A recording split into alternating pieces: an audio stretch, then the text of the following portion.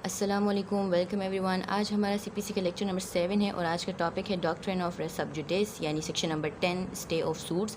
आज जो हमने पढ़ना है उसका एक टेबल यहाँ पर मौजूद है। आज हम पढ़ेंगे meaning and definition of res sub judice, इसके डॉक्ट्रिन को हमने पढ़ना है, फिर हमने सेक्शन 10 को डिस्कस करना है और इससे इसके एसेंशियल्स ड्रॉ करने हैं। फिर हमने पढ़ना है कि डॉक्ट्रिन ऑफ रेस सब जुडिस का ऑब्जेक्ट पर्पस क्या है और लास्ट में हम पढ़ेंगे inherent powers of court to stay suit या फिर कंसोलिडेशन ऑफ सूट। तो वन बाय वन हम इन सबको डिस्कस करते हैं। तो सबसे पहले हम देखते हैं कि जो रेस सब जुडिस इसका मतलब क्या है। तो ये जो रेस सब जुडिस है ये एक लैटिन टर्म है, रेस सब जुडिस। 3 लफ्ज़ हैं इसके अंदर। रेस का मतलब होता है लफ्ज़ी मतलब थिंग्स, सब का मतलब होता है अंडर और जुडिस का मतलब है जज। तो यहाँ पर इसकी मीनिंग क्या हुई, थिंग्स अंडर जज या फिर आप कह सकते हैं अंडर जजमेंट। तो ये तो हो गई इसकी लफ्ज़ी मीनिंग। अब हम देखते हैं कि लॉ में इसकी मीनिंग क्या है। इसका मतलब है अ सब्जेक्ट मैटर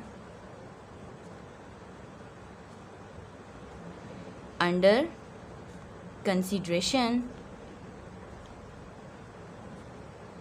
यानी कि कोई सब्जेक्ट मैटर है जो कि अंडर कंसीडरेशन है या फिर अंडर जजमेंट है, या तीसरा लफ्ज़ आप क्या कह सकते हो, अंडर एडजुडिकेशन है। तो रेस सब जुडिस का लॉ में मतलब क्या है, यानी कि कोई सब्जेक्ट मैटर या मैटर इन इशू जो कि किसी कोर्ट में अंडर कंसीडरेशन है या उस पर एडजुडिकेशन हो रही है, यानी कि कोई मैटर कोर्ट में पेंडिंग है। अब हम इसकी डेफिनेशन को समझते हैं। तो इस लिहाज से डेफिनेशन क्या होगी इसकी, तो हम इसको डिफाइन किस तरह कर सकते हैं। इट मीन्स अ कॉज, यानी subject matter that is under trial और पेंडिंग बिफोर अ कोर्ट। इसका मतलब ये है कि कोई सब्जेक्ट मैटर जो कि कोर्ट में अंडर ट्रायल है या फिर पेंडिंग है, तो इसको हम क्या कहेंगे, रेस सब जुडिस। अब डॉक्ट्रिन ऑफ रेस सब जुडिस क्या कहता है, तो डॉक्ट्रिन ऑफ रेस सब जुडिस क्या कहता है, when 2 or more cases are filed between the same parties on the same subject matter, the competent court has power to stay proceedings, that is doctrine of res sub judice, और इसी को हम क्या कहते हैं, स्टे ऑफ सूट। इसका मतलब क्या है कि जब same parties same subject matter के ऊपर 2 या 2 से ज़्यादा केसेस फाइल करती हैं तो कंपिटेंट कोर्ट के पास ये इख्तियार है कि वो प्रोसीडिंग्स को, यानी उस सूट की प्रोसीडिंग्स को स्टे कर सकता है।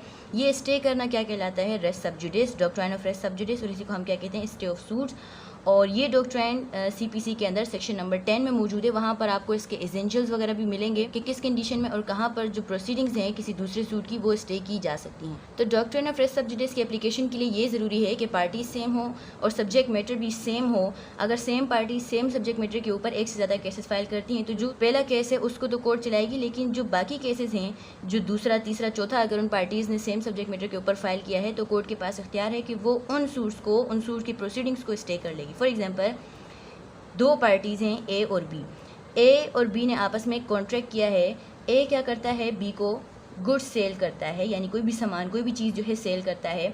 कितने अमाउंट में, प्राइस इसकी क्या है, 10,000। ए यहाँ पर क्या है, एक सेलर है, और बी यहाँ पर क्या है, परचेजर ऑफ गुड्स। ठीक है, तो क्या होता है, ए और बी के दरमियान कोई कॉन्फ्लिक्ट हो जाता है। ए क्या करेगा, ए बी के ख़िलाफ़ एक सूट फाइल करता है। कहाँ पर, फॉर एग्ज़ाम्पल ये सूट फाइल करता है कराची में। ये किस लिए सूट फाइल करता है, इसका क्या कहना है कि जो बी है उसने गुड्स की जो अमाउंट है, जो प्राइस है, वो पे नहीं की, तो ये उस प्राइस की रिकवरी का सूट फाइल करता है, रिकवरी ऑफ अमाउंट या recovery of purchase money, suit for recovery of purchase amount. A ने सूट फाइल किया बी के ख़िलाफ़ कराची के कोर्ट में, suit for recovery of amount. तो एक सूट तो ये हो गया, लेकिन अगर इस तरह हो कि बी भी क्या करे, ए के ख़िलाफ़ केस फाइल कर ले, चाहे इसी कोर्ट में कराची में या फिर किसी और कोर्ट में, और बी जो सूट फाइल करता है वो किस बेसिस पर फाइल करता है, ये क्या कह रहा है, ये डिमांड कर रहा है, डिमांडिंग ऑफ आउटस्टैंडिंग बैलेंस। क्या मतलब है इसका, ए ने सूट फाइल किया बी के ख़िलाफ़ रिकवरी ऑफ अमाउंट, जो 10,000 है, यानी उसने गुड्स रिसीव कर लिए हैं और जो अमाउंट है वो पे नहीं की। जबकि बी का क्या कहना है, बी क्या मांग रहा है, आउटस्टैंडिंग बैलेंस, यानी बी का कहना ये है कि इसने ए को 15,000 पे किए हैं, तो 10,000 तो प्राइस के तौर पर पे हो गए, लेकिन जो 5,000 है, जो बैलेंस है, वो ए से वो रिकवर कर सके, ए से वो वापस ले सके। अब ये सूट इसने फॉर एग्ज़ाम्पल फ़ाइल किया है लाहौर के किसी कोर्ट में। अब हम इन दोनों केसेस को देखें तो यहाँ पर दोनों केसेस में पार्टी सेम है। ये नहीं देखा जाएगा कि यहाँ पर कौन प्लेंटिफ है, वहाँ पर कौन प्लेंटिफ है। तो दोनों जगह पर पार्टी सेम है और सेम कॉन्ट्रैक्ट की बेसिस पर ही दोनों ने जो है कॉन्ट्रैक्ट फाइल किया है और ऑलमोस्ट, और जो सब्जेक्ट मैटर है दोनों केसेस का वो भी सेम है। तो क्या होगा, कोर्ट जो है एक सूट को प्रोसीड करेगी, एक केस का ट्रायल चलाएगी, जबकि जो दूसरा सूट है उसकी जो प्रोसीडिंग्स हैं उनको क्या कर लेगी, स्टे कर लेगी, stay of proceedings of suit. ठीक है, तो क्या होगा यहाँ पर, इस वाले केस में जो प्रोसीडिंग्स उनको स्टे कर लिया जाएगा और फिर होगा क्या, स्टे के बाद क्या होगा, ये जो केस डिसाइड होगा इसका जो ट्रायल चलेगा, तो जो जजमेंट यहाँ पर आएगी, जब ये मैटर डिसाइड हो जाएगा, जो इसकी जजमेंट आएगी, यही जजमेंट इस वाले केस में भी सुना दी जाएगी। इस वाले केस को अलग से इसका ट्रायल नहीं चलेगा। ये जो ट्रायल है ये क्या कहलाता है, रेस सब जुडिस, और इसी को हम क्या कहते हैं, stay of proceedings of suit. तो ये कब होगा, जब एक से ज़्यादा केस फाइल होता है between the same parties on the basis of same cause of action. तो कोर्ट एक केस को चलाएगा, जबकि जो दूसरा केस है उन केसेस को वो स्टे कर देगा, उनकी प्रोसीडिंग्स को वो नहीं चलाएगा, उनका ट्रायल नहीं चलेगा। अच्छा, यहाँ पर एक चीज़ और समझ लें कि जो इंस्टीट्यूशन ऑफ सूट है उससे कोर्ट मना नहीं करेगा, यानी कि कोर्ट इससे मना नहीं करेगा कि जो बी है वो ए के खिलाफ सूट नहीं फाइल कर सकता। फाइल कर सकता है, इंस्टीट्यूशन हो सकती है, लेकिन जो सूट है उसका ट्रायल नहीं चलेगा। जो प्रोसीडिंग्स हैं, जो ट्रायल है उसके ऊपर क्या होगा, स्टे लग जाएगा। ये जो डॉक्ट्राइन है ये क्या कहलाता है, डॉक्ट्राइन ऑफ रेस सब जुडिस, और इसी को हम क्या कहते हैं, स्टे ऑफ सूट्स। अब हम सेक्शन नंबर जो 10 है उसको डिस्कस करते हैं।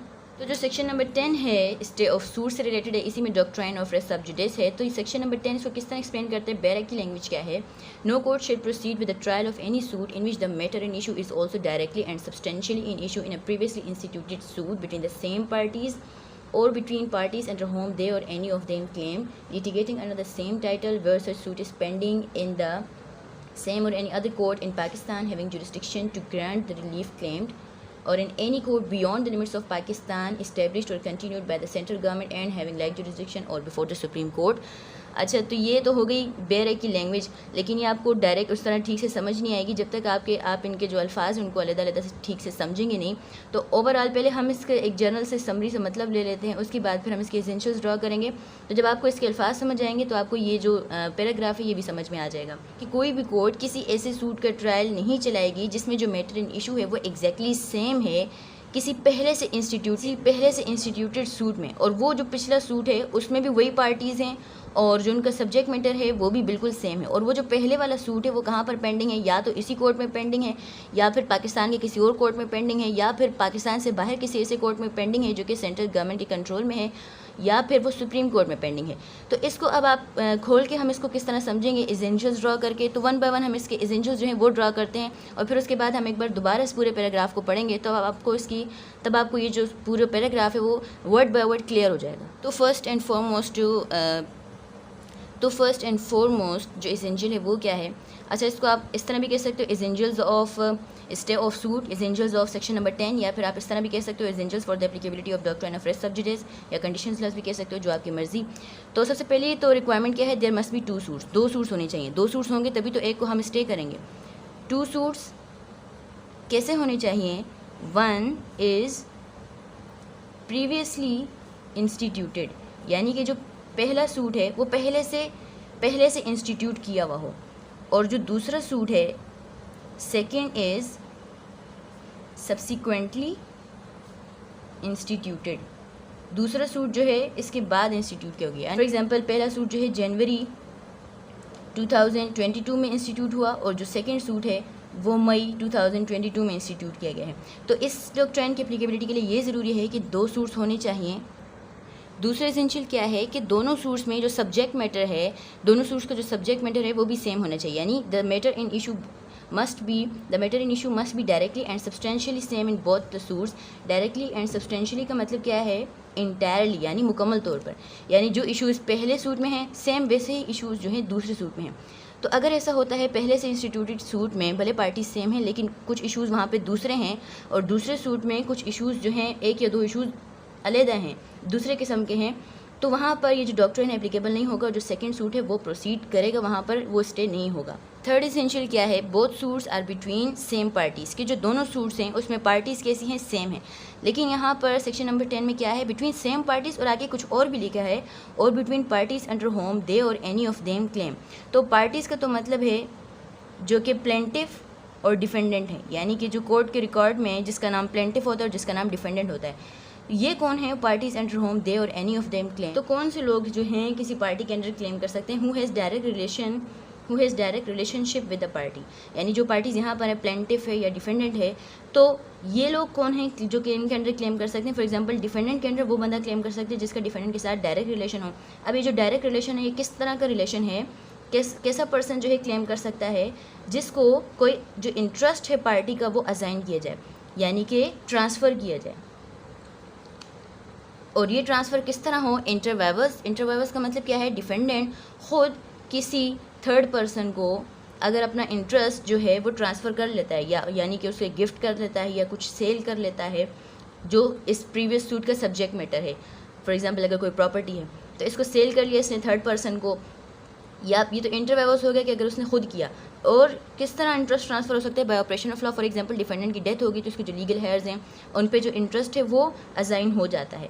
तो पार्टीज़ कौन सी हैं, कौन दूसरी पार्टी के अंडर क्लेम कर सकते हैं, जिसका पार्टी के साथ डायरेक्ट रिलेशन है और जिसको इंटरेस्ट जो है पार्टी ने ट्रांसफ़र किया हुआ हो। और ये इंटरेस्ट ट्रांसफ़र किस तरह हो सकता है, इंटरवाइवर्स, यानी कि by the act of parties, defendant या प्लेंटिफ खुद अपना इंटरेस्ट जो है किसी थर्ड पर्सन को ट्रांसफ़र करे, या फिर बाय ऑपरेशन ऑफ लॉ, यानी कि for example bye death of the person, bye death of any party, उसका जो इंटरेस्ट है वो उसके लीगल हेयर्स को चला जाए। इसको आप एक एग्जांपल से समझें। फॉर एग्जांपल एक सूट पेंडिंग है ए और बी के दरमियान, जिसे हमने प्रीवियस एग्जांपल जो डिस्कस की है, ए ने सूट फाइल किया है रिकवरी ऑफ अमाउंट के लिए। अब क्या होता है, ड्यूरिंग द पेंडेंसी बी की हो जाती है डेथ, और सी जो है वो कौन है, अब लीगल हेयर है। तो सी क्या करता है, बजाय इस केस में आने के वो क्या करता है, सी क्या करता है, केस फाइल करता है ए के अगेंस्ट, किसके लिए, रिकवरी, किसके लिए, डिमांडिंग ऑफ आउटस्टैंडिंग बैलेंस। पहले तो हमने ये एग्जांपल डिस्कस की कि जो बी है वो खुद अगर सूट फाइल करता है रिकवरी के लिए, डिमांडिंग ऑफ आउटस्टैंडिंग बैलेंस। तो अब ये सी कौन है, he is claiming under B की डेथ हो गई है, सी जो है इसके अंडर क्लेम कर रहा है, यानी कि जो क्लेम इसका बनता है वो क्लेम कौन कर रहा है, अब सी। तो सी अगर सूट फाइल करता है ए के अगेंस्ट किसी भी कोर्ट में, चाहे वो इस कोर्ट में या इस कोर्ट में, ये कहता है कि मैं अलग सूट फाइल करूँगा इसके ख़िलाफ़ कि ताकि मैं जो आउटस्टैंडिंग बैलेंस है उसको रिकवर कर सकूँ, तो यहाँ पर क्या होगा, ये सूट भी क्या होगा, स्टे ऑफ प्रोसीडिंग्स। तो चाहे तो जो पार्टीज़ रिकॉर्ड पर हैं उनमें से कोई अगर सेकंड सूट फाइल करता है, या जो पार्टी के अंडर जो कोई क्लेम कर सकता है वो अगर कोई सेकंड सूट फाइल करता है, तो क्योंकि यहाँ पर भी इंटरेस्ट तो वही है जो इसका है सूट में, सी को इंटरेस्ट जो है बी का ट्रांसफ़र हुआ है, ऐसे कंडीशन में भी स्टे ऑफ प्रोसीडिंग्स होगा, क्योंकि सी बिल्कुल यहाँ पर भी सी जो है वो डिफेंडेंट है, तो सी को यहाँ पर इस केस में अपेयर होना चाहिए, ये वाला केस प्रोसीड होगा और जो यहाँ पर जजमेंट आएगी वही यहाँ पर भी एप्लीकेबल होगी। नेक्स्ट रिक्वायरमेंट हमारे पास वो क्या है, same title of both the parties, यानी दोनों केसेस में जो पार्टीज़ का जो टाइटल है वो भी सेम होना चाहिए। अब टाइटल किसको कहते हैं, यहाँ पर टाइटल का मतलब है इंटरेस्ट ऑफ पार्टी, यानी पार्टी का जो उस केस में इंटरेस्ट है, यानी कि पार्टी की जो अपनी लीगल पर्सनैलिटी है, वो सूट वो अपने लिए फ़ाइल कर रहा है, वो सूट वो अपनी पर्सनल कैपेसिटी में फ़ाइल कर रहा है या फिर किसी के रिप्रेजेंटेटिव बन के फ़ाइल कर रहा है। तो टाइटल का मतलब समझ आ गया, यानी इंटरेस्ट ऑफ पार्टी, यानी कि केस के अंदर पार्टी की जो लीगल पर्सनैलिटी है वो क्या है। बिकॉज एक पर्सन एक से ज़्यादा टाइटल्स रख सकता है। फॉर एग्जांपल एक केस वो अपनी पर्सनल कैपेसिटी में फ़ाइल करता है और दूसरा केस वो रिप्रेजेंटेटिव कैपेसिटी में फ़ाइल करता है। तो अगर तो वो कोई दूसरा केस रिप्रेजेंटेटिव कैपेसिटी में फ़ाइल करेगा, यानी कि किसी थर्ड पर्सन का रिप्रेजेंटेटिव बन के अगर उसने कोई सूट फाइल किया है, तो जब वो रिप्रेजेंटेटिव बनेगा तो वो पर्सनल कैपेसिटी में नहीं समझा जाएगा, बल्कि वो एज अ डिफरेंट पर्सन समझा जाएगा लॉ में। फॉर एग्जाम्पल यही ऊपर वाली एग्जांपल हम इसी को लेके चलते हैं। ए ने सूट फाइल किया बी के ख़िलाफ़, ए ने सूट फाइल किया रिकवरी ऑफ अमाउंट का। अब ए का एक कोई कॉन्फ्लिक्ट है, किसके साथ है, सी के साथ है। फॉर एग्जांपल इससे भी इसने अमाउंट रिकवर करनी, इसको भी ये गुड्स सेल करता था और यहाँ पर भी ए का कॉज ऑफ एक्शन यही है कि सी ने जो है उसको पेमेंट नहीं की। तो अब क्या करता है, सी खुद अपेयर नहीं होता, अब सी क्या करता है, बी को ही अपना रिप्रेजेंटेटिव बनाता है। सी बी को अपना रिप्रेजेंटेटिव बनाकर कहीं पर सूट फाइल करवाता है ए के ख़िलाफ़। बी, अब यहाँ पर बी की लीगल पर्सनैलिटी क्या है, ये एक रिप्रेजेंटेटिव है। यहाँ पर ये किस तरह था, पर्सनल कैपेसिटी में।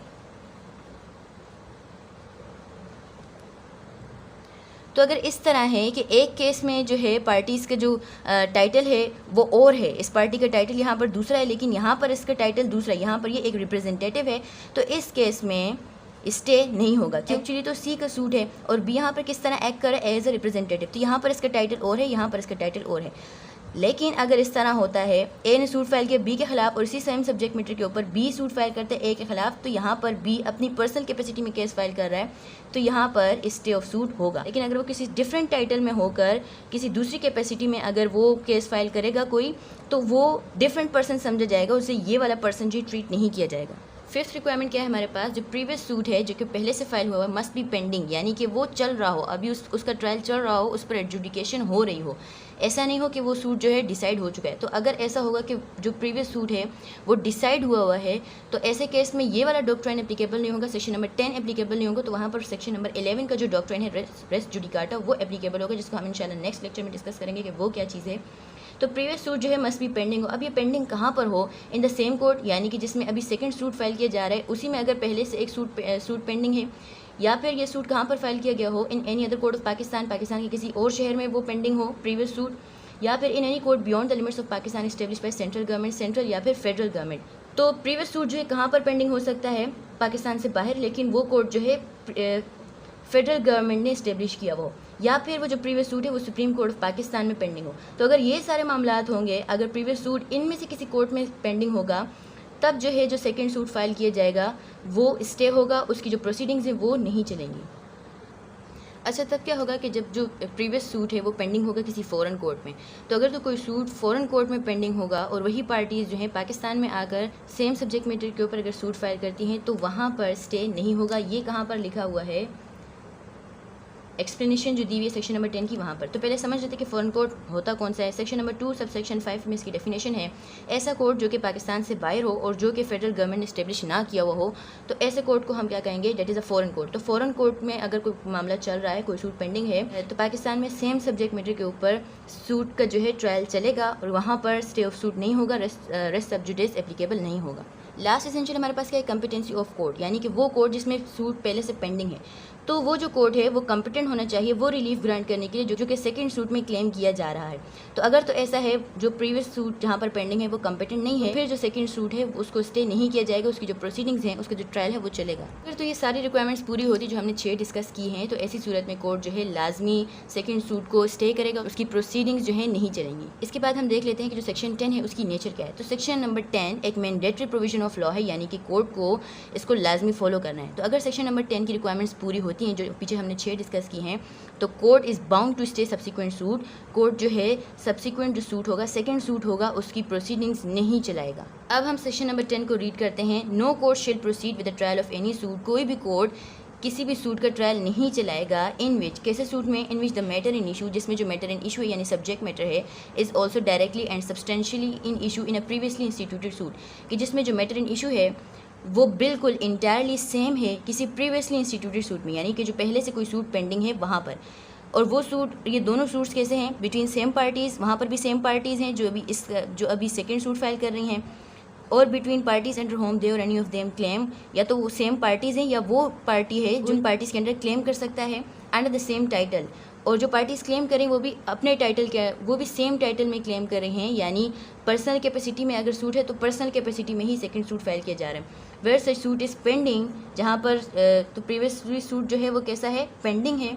तो प्रीवियसली सूट कैसा है, पेंडिंग है इन द सेम, इसी कोर्ट में, और any other court of Pakistan having jurisdiction to grant relief claim, इसी कोर्ट में पेंडिंग है या फिर पाकिस्तान के किसी और कोर्ट में जिसके पास जुरिस्डिक्शन है टू ग्रांट रिलीफ क्लेम, वो रिलीफ देने का जो इस कोर्ट से क्लेम किया गया है, या फिर और in any court beyond the limits of Pakistan establish continued by the central government या फेडरल गवर्नमेंट, या फिर वो किसी ऐसे कोर्ट में पेंडिंग है जो कि पाकिस्तान से बाहर है लेकिन सेंट्रल गवर्नमेंट ने उसको एस्टेब्लिश किया है, एंड हैविंग लाइक जुरिस्डिक्शन, और उसके पास भी जुरिस्डिक्शन है, यानी कि वो रिलीफ दे सकता है, या फिर वो सूट कहाँ पर पेंडिंग है, बिफोर द सुप्रीम कोर्ट। अगर ये तमाम रिक्वायरमेंट्स पूरी होती हैं तो कोर्ट बाउंड है कि वो सेकंड सूट के जो ट्रायल है वो नहीं चलाएगा, सेकंड सूट की जो प्रोसीडिंग्स है वो नहीं चलेंगी। इसके बाद हम देख लेते हैं कि ऑब्जेक्ट क्या है सेक्शन नंबर 10 का। ये जो डॉक्ट्राइन है रेस सब जुडिस, इसका ऑब्जेक्ट क्या है, पर्पस क्या है, सेकंड सूट का जो ट्रायल है वो नहीं चलाया जाता। तो इसके ऑब्जेक्ट के लिए कुछ पॉइंट्स यहाँ पर। To prevent multiplicity of cases in court, ताकि कोर्ट में मल्टीप्लिसिटी ऑफ केसेस ना हो, यानी कि एक ही तरह के केसेस ना हो। To prevent to contradictory judgements, यानी कि अगर दो या दो से ज़्यादा कोर्ट्स जो हैं एक ही मैटर को ट्राई करेंगे, एक जो है एक के हक में जजमेंट पास करते, दूसरा जो है दूसरे के हक में जजमेंट पास करते, तो ऐसी जजमेंट्स कैसे हैं, कंट्राडिक्टरी जजमेंट्स हैं। तो ऐसी जजमेंट्स ना आएँ और एक ही जो जजमेंट है वही दूसरे में अप्लाई कर ली जाए। To reduce the burden of courts के ऊपर जो केसेस का जो बर्डन है इसको कम किया जा सके। To reduce the burden of parties to reduce oral written evidence twice in different courts, ताकि पार्टीज़ के ऊपर से भी बर्डन कम हो कि वो दोनों तरफ जो है दोनों कोर्ट्स में ओरल और रिटर्न एविडेंसेस वगैरह देती रहें, सेम एविडेंसेस हों दोनों केसेस में और दोनों कोर्ट्स में वो देती रहें। To prevent people from getting double benefits, ताकि लोगों को डबल बेनिफिट्स लेने से रोका जाए। फॉर एग्जांपल एक कोर्ट में भी ए के हक में जजमेंट आ जाती है, दूसरे कोर्ट में भी ए के हक में जजमेंट आ जाती है, तो ये डबल बेनिफिट है। और लास्ट क्या है, टू इसी का बिल्कुल उलट, to ensure that no person should be trouble twist for the same cause of action, कि किसी एक ही शख्स को दो बार ट्रबल ना किया जाए, यानी कि एक कोर्ट में भी एक के खिलाफ जजमेंट आ गई, दूसरे में भी दूसरे में भी इसी के खिलाफ जजमेंट आ गई, तो उसको दो बार जो है ट्रबल ना किया जाए। ये सारे ऑब्जेक्ट हैं सेक्शन नंबर 10 के, इसी वजह से जो है सेकेंड सूट को स्टे किया जाता है। इसके बाद हम डिस्कस कर लेते हैं inherent powers of court to stay. ये कहाँ पर हमें मिलेगा, सेक्शन नंबर 151 सीपीसी में।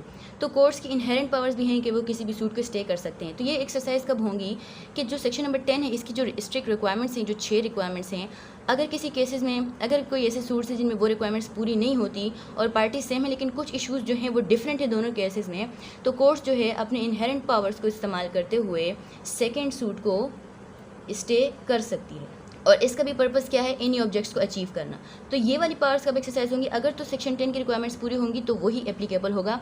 लेकिन अगर वो रिक्वायरमेंट्स पूरी नहीं होती, फॉर एग्जांपल पार्टीज़ के दरमियान कुछ इश्यूज़ हैं वो सेम नहीं हैं, तो कोर्ट अपनी इनहेरेंट पावर्स को एक्सरसाइज करके सेकंड सूट को स्टे कर सकती है। या फिर एक और पावर भी है कोर्ट की, वो क्या है, consolidation of suits. Consolidation of suits का क्या मतलब है, to try both suits together, यानी कि कोर्ट दोनों सूट्स को एक साथ सुनेगी, एक साथ उनकी प्रोसीडिंग्स जो है चलाएगी। तो एक साथ प्रोसीडिंग्स चलाना क्या है, कंसोलिडेशन ऑफ सूट, और एक सूट की प्रोसीडिंग चलाना और दूसरे को स्टे करना क्या है, स्टे ऑफ सूट।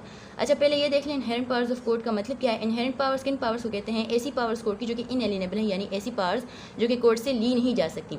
तो सेक्शन नंबर 151 भी जो है सीपीसी का, वो इनहेरेंट पावर्स को रिकॉग्नाइज करते हैं, इनहेरेंट पावर्स कोर्ट को देता नहीं है। तो इनहेरेंट पावर्स का मकसद क्या होता है, ताकि पार्टीज़ को कंप्लीट जस्टिस दिया जाए। अब एक बार हम इसको शॉर्ट करके क्विकली रिवाइज कर लेते हैं। रेस सब जुडिस एक लैटिन टर्म है जिसका मतलब क्या है, थिंग्स अंडर जजमेंट, यानी कि कोई सब्जेक्ट मैटर जो कि किसी भी कोर्ट में पेंडिंग है, किसी भी कोर्ट में अंडर कंसीडरेशन है। डॉक्ट्रिन ऑफ रेस सब जुडिस क्या कहता है कि जब same party same subject matter के ऊपर एक से ज़्यादा केसेस फाइल करती हैं तो कोर्ट के पास ये पावर है कि वो सेकंड सूट को स्टे कर सकता है। अच्छा, तब क्या होगा कि अगर सेकंड सूट को कोर्ट स्टे नहीं करती और उस केस को भी, उस सूट को भी ट्राई करती है, उसकी भी प्रोसीडिंग्स चलाती है, तो इस केस में ये होगा तो जो सेकंड सूट की जजमेंट आएगी वो नल एंड वाइड कंसीडर की जाएगी। डॉक्ट्रिन सेक्शन नंबर 10 में है स्टे ऑफ सूट्स। इसके एसेंशियल्स क्या है, दो सूट्स होने चाहिए, एक पहले से इंस्टीट्यूटेड हो और एक जो है बाद में इंस्टीट्यूट किया जाए। एक चीज़ दोबारा सुन लें कि इंस्टीट्यूशन ऑफ सूट पे बार नहीं है, इंस्टीट्यूशन ऑफ सूट को मना नहीं किया सेक्शन ने, बल्कि उसकी प्रोसीडिंग्स चलाने से मना किया है। अच्छा, सेकंड रिक्वायरमेंट क्या है, दोनों केसेस में सब्जेक्ट मैटर जो है वो कम्प्लीटली इंटायरली सेम हो, दोनों में इश्यूज़ जो है सेम हो, इसके अलावा जो पार्टीज़ हैं दोनों केसेस में वो भी सेम हो। और फोर्थ रिक्वायरमेंट क्या है कि दोनों केसेस में जो पार्टीज़ के टाइटल है वो भी सेम होना चाहिए। टाइटल का मतलब क्या है, जो पर्सन की लीगल पर्सनैलिटी होती है। फिफ्थ रिक्वायरमेंट क्या है कि जो प्रीवियस सूट है वो पेंडिंग होना चाहिए, वो डिसाइडेड नहीं होना चाहिए, क्योंकि अगर डिसाइडेड होगा तो ये वाला डॉक्ट्रिन जो एप्लीकेबल नहीं होगा। प्रीवियस सूट कहाँ पर पेंडिंग हो सकता है, इसी कोर्ट में, यानी जहाँ पर सेकंड सूट फाइल किया गया, या फिर any other court of Pakistan, या फिर किसी ऐसे कोर्ट में जो पाकिस्तान से बाहर है लेकिन फेडरल गवर्नमेंट के कंट्रोल में है, उसने एस्टेब्लिश किया हुआ है, और या फिर पाकिस्तान के सुप्रीम कोर्ट में वो मैटर जो है पेंडिंग हो। तो तब क्या होगा, अगर कोई सूट जो है फॉरेन कोर्ट में पेंडिंग हो, अगर तो कोई मैटर फॉरेन कोर्ट में पेंडिंग होगा तब स्टे ऑफ सूट नहीं होगा। अगर पार्टीज़ पाकिस्तान में आकर सेम सब्जेक्ट मैटर के ऊपर सूट फाइल करती हैं, वो सूट जो है वो ट्राई किया जाएगा, उसकी प्रोसीडिंग्स पर स्टे नहीं होगा। ये कहाँ पर बताया हुआ है, एक्सप्लेनेशन टू सेक्शन नंबर 10 में। और सिक्स रिक्वायरमेंट इसकी एप्लीकेशन के लिए क्या है कि जो कोर्ट है जिसमें प्रीवियसली सूट इंस्टीट्यूटेड है वो कॉम्पिटेंट होना चाहिए उस रिलीफ को ग्रांट करने के लिए, यानी कि उसका जुरिस्डिक्शन होना चाहिए। अगर उसका जुरिस्डिक्शन नहीं होता तो जो सेकंड सूट है वो स्टे नहीं। फिर उसके बाद हमने देखा कि सेक्शन नंबर 10 की नेचर क्या है। तो एक मैंडेटरी प्रोविजन ऑफ लॉ है, यानी कोर्ट बाउंड है सेकंड सूट को स्टे करने की। अगर वो स्टे नहीं करता उसकी प्रोसीडिंग्स को चलाता है और जजमेंट अगर पास करता है तो वो judgement null and void consider की जाएगी। फिर हमने इसके ऑब्जेक्ट पढ़े हैं। ऑब्जेक्ट क्या है, ताकि मल्टीप्लिसिटी ऑफ सूट्स को अवॉइड किया जाए, बर्डन को अवॉइड किया जाए पार्टीज पर से भी और कोर्ट से भी। और फिर हमने क्या डिस्कस किया, inherent powers of court to stay या फिर कंसल्टेशन ऑफ सूट। जहाँ पर सेक्शन नंबर 10 की रिक्वायरमेंट्स स्ट्रिक्टली पूरी नहीं होती तो कोर्ट अंडर सेक्शन 151 भी अपनी पावर एक्सरसाइज कर सकती है किसी भी सूट को स्टे करने के लिए। तो ये कब स्टे होगा, जब सेक्शन नंबर 10 की जो रिक्वायरमेंट्स है वो पूरी नहीं होती, तो सेक्शन नंबर 151 के अंडर भी कोर्ट जो है स्टे कर सकता है। इसके अलावा कोर्ट के पास पावर है कंसल्टेशन ऑफ सूट की, यानी कोर्ट दोनों केसेस को, दोनों सूट्स को एक साथ जो है ट्राई करे। होप सो यहाँ तक आपको इसका टॉपिक कंप्लीटली समझ आ गया होगा। Thank you so much.